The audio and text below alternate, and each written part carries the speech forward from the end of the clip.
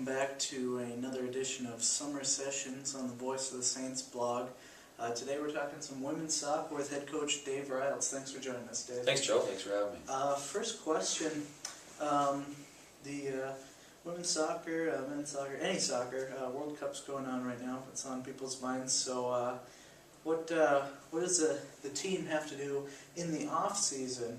One of the real athletic sport have to have good stamina for soccer, obviously. So what does the team have to do over the off season to stay in game shape? Sure. And we have a summer workout that our girls are working on right now. It's 3-4 days a week on top of they're playing for, most of them are playing for summer teams as well. Conditioning is paramount. It's an important part of our game. It's important going into the preseason that they've been working hard so that that they've been building their stamina. So come preseason when we're going 2-3 times a day, that they're not breaking down, that we don't have a lot of overuse injuries at that point. So combine that with some weightlifting again mainly for prevention of injury, but also to be stronger, fitter athletes. But that's our main key going from the summer into the fall, is that we're prepared for the rigors of the preseason, so that we don't have a ton of injuries. All right, shifting gears a little bit. What's the off-season schedule for you as a coach? What do you need to do? Well, there's already starting on. Well, number one, first and foremost, is making sure that all of our incoming class, and we have a record-sized incoming class this year, 18 freshmen coming in this fall, that they're that they're getting what they need, making sure they have the information to try to schedule so that we can work it, around our practices. Obviously, our kids don't miss class for practice, so we have to try to get their schedules at such a time that we can work in a practice each day. So working with them, making sure that all of our incoming freshmen have everything they need, whether it's registering for classes, housing, all of those type things. So that's important. But also, we're starting on our 2011 class. It's the summer is a great time to see kids playing with their summer club teams, and so I've done that already. Been out to Denver, Colorado for a showcase out there.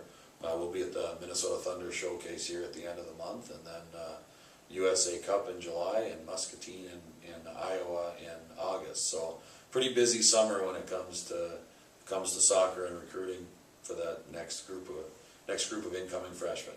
It sounds pretty busy. Throughout that, are you able to find some time? What are you doing in your spare time over the summer?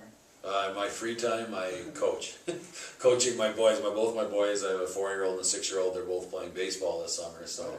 Helping coach their t-ball team, and my 4-year-old's t-ball team and my 6-year-old's baseball team. So that takes up 4 or 5 days a week. As well, I still coach a Gitchigumi U17 girls soccer team.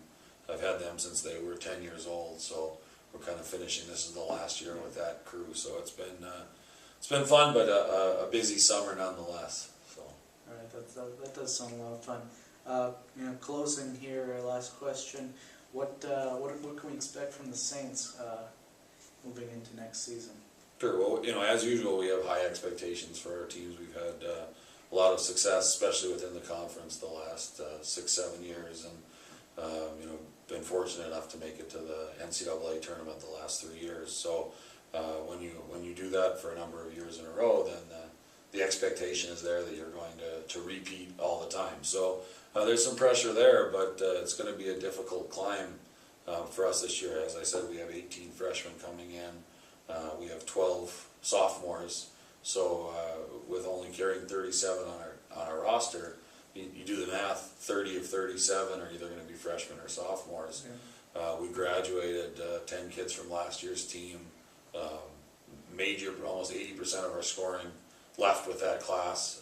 Defending was a key part of that class. So, I certainly believe that we have the players to do well, but, it's very difficult to replace that experience, that leadership, their knowing of the systems and the program and our competition. So it's going to be a major challenge for us, and it's going to put us in a scenario where the pressure's on, I guess, for those younger players to step up and do what they need to do. But that's our goal for next year, is just to try to get better all the time and if we don't start at the top, to finish at the top.